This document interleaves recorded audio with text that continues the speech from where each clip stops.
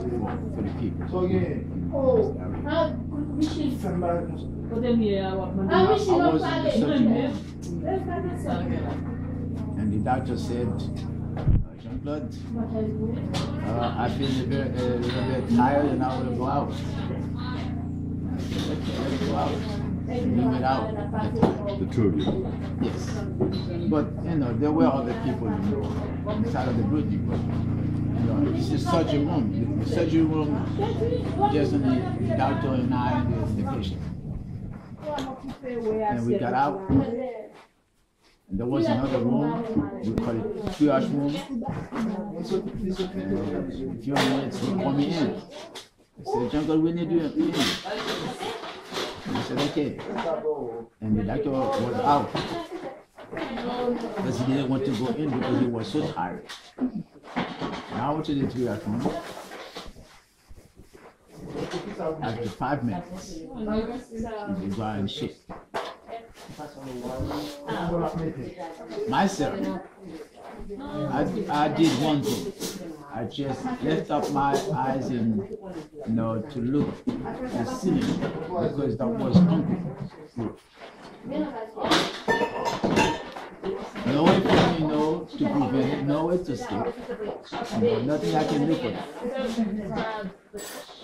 And I kept looking. It's like, you know, the roof fell like that. I look at it, you know. It went down just a little bit. Yes, I look at it. But you know, something that can do boom. And it just went a little bit. Yeah, in my head. You touched your head? And you know, when he got, you know,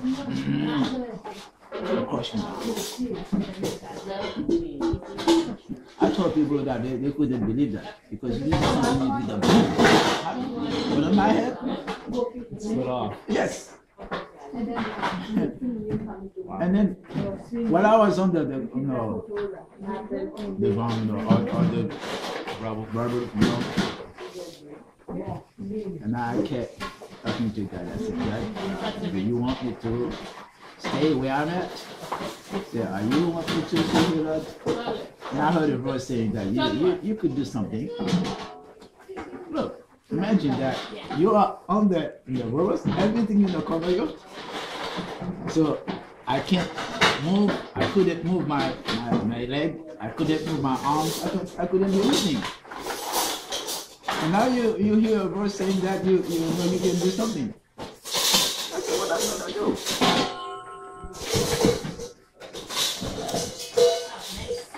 And I said, I replied to God. I said, God, I could do anything. I don't see why, you know. I said, God, what I'm gonna do? I can't do anything. I can't move my arm. I can't you know, move my leg. What can I do? And the voice said, yes, you could do something. And I finally I obeyed. What took you? Yes, and I tried to put that and that, you know, rope cannot do anything in that. And finally I tried to do that. And I found out that time that my arm can, you know, yeah, to get out. And I do that and my arm, you know, get out. Now with my hands. So the other way up, Montaj Joseph, he came here. He's coming today. Montaj and another, my nephew, and Leonard and another interpreter named Naomi. All of them, I mean, Montaj was out. Leonard was out. And my nephew was out. But me, Naomi, and 4 other American people were inside. Inside the building. Yes. And we were completely covered. And I with my hand, so I heard my nephew saying that, Montas, Jean-Claude is alive, Jean-Claude is alive. And Montas called me, Jean-Claude. Well, I pretend to, you know, to answer him because he can't understand. He hear me. Yeah, Montas, I'm here. But no, the voice, no, couldn't go out because we are no under it. But I heard the verse saying something else again. You could do something. But my arms are out now. What I'm trying to do, I'm just trying to fix something, you know, to pay away and do that. Without saying it, you know. And finally, you know, my head got out. And then I could see. So now, my head's out, and that covered, the whole body covered. But I could see. And now I could call Montas. Were you in pain? No pain. Okay. That's the amazing thing. No pain. And I'm gonna be in pain when I get out. But you know, I had blood, you know, coming from my head, you know, full my face, you know, with blood. And I said, Montas, and Montas, you know, answered me. Okay, Jean-Claude, okay, I'm coming. But the ground, you know, kept shaking. And then Montas couldn't come. Because, you know, all of them were due. You know. They shook again? Yes, because there was another beam on top of my head. Is that fair? No way for me to swim. No way. And Montas, you know, tried to come in and to help me. But every time, you know, the ground shook, so Montas thrown out. And finally, I heard him saying, I'm not going to leave Junko there. So I have to take Junko out. So no matter what, if I have to die, I'm going to die here. I heard him saying that. So he was out. And he went in, he came in. And I said, okay, now Montas, you know what to do?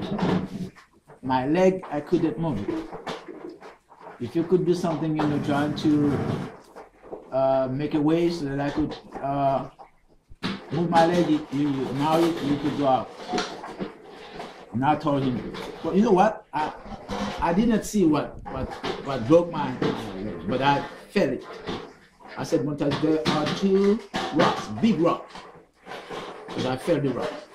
And I told Montas, trying to move them. If you move them now, I would do the rest. I could do the rest. And Montas said, okay. And he did it very quick. And finally, I pulled my leg, you know, back. And I pulled it, you know, in front and back and forth. Mm-hmm. You know, I saw that, you know, I felt that I could move it, I could, you know, do something with it. And then finally, I now put it up back. But that one, my left one couldn't do anything with it because I felt like that, you know, yes. Broken? No, not broken. No. But you know, just trust it. Yes. Trust it, yeah. And finally, and I'm trying to do something, and then I put it back. I got out from, this is me, let's take it like that. Now, I got out. When I got out, and Montas tried to help Naomi because Naomi was completely, you know, very too. Naomi. Did he pull you? Naomi. Naomi. And Naomi, the way that he could see Naomi is because she had a red t-shirt. Was she next to you? No, she wasn't next to me. She was in another room. But I was in the last room, you know, with Dr. Pitt. And then when Montas tried to find Naomi, he couldn't find it. But he saw the t-shirt. He said, "This is not." But you know what? You walk in, you step on her, so you couldn't see anybody. So Montas, got in, step on her without, knowing that was it. But when he saw the t-shirt, he said, that should be Naomi. and he tried to scrap the ground. And finally he saw. I just saw a piece of her t-shirt. Yes. Through a little bit of the dirt. Yes. She was still alive? Yes. She was still alive? Yes. She had her leg broke, and then a big hole in her head. And we carried her out and put her someplace so that we could do something for her. But you know, at that time, no medicine, no one to help you, and she suffered. But for myself, when I got out, so now I felt the pain. So my neck very hurt. And I told Motas that, well, Motas, you know, we have Dr. Pete and 2 nurses and another doctor inside the building, so we'll put the building there. I told Motas our responsibility to do something for them. And I said, what are we going to do? I said, well, let us find someone. Let's go and find someone. And I went to the UN. And I told them, but I was trying to talk to them. They couldn't understand because they didn't speak French. They didn't speak English. What did they speak? Well, not even Spanish. Really? They were Bangladesh.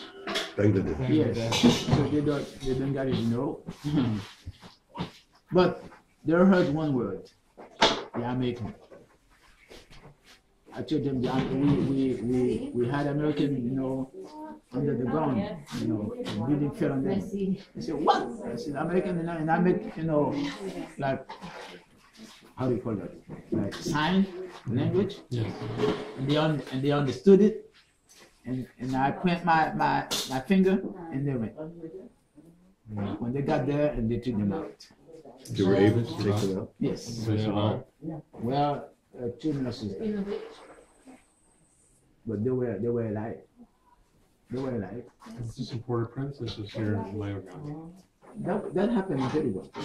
And where? Petit In bois. Petitgout. You were in Petitgout? Yes. I didn't hear her that, but she went with a different route. Where is Petitgout? Is that down the road? Down there? Yes. West of here. West of here? 4 miles maybe. Was the building you were in 2 stories? No, that one story. 1 story? That was 2 stories. You were, No way to survive. Yeah. No way to survive. That one 1 story. What's Naomi today? But she's okay. She's alive. She's okay. But that was. But when I went to see a doctor, because now I had a very bad pain, you know, and I went to see the doctor, a special doctor, specialist one, and he said to me, after a CAT scan and an X-ray, he said, how come you survive? Because you know that shows that the C6 and C7, there's a kind of liquid up and liquid coming out from it. Oh, gosh. And he told me that it seems that you have a very close relationship with God. Otherwise, you would die. You're alive because you have the voice so you can do something. You know, but when he told me that, he said, it seemed like I have a good relationship with God. That reminds me of something, you know, and that gave me more courage and faith to continue to praise God. So he saw in me there's something very important.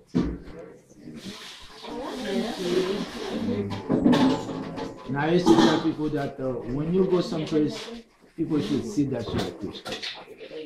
You don't have to tell them that. They can see it. And that was a very good testimony for me when he said that to me. He said, you look like someone that... I looked in your head and I could tell you were a Christian.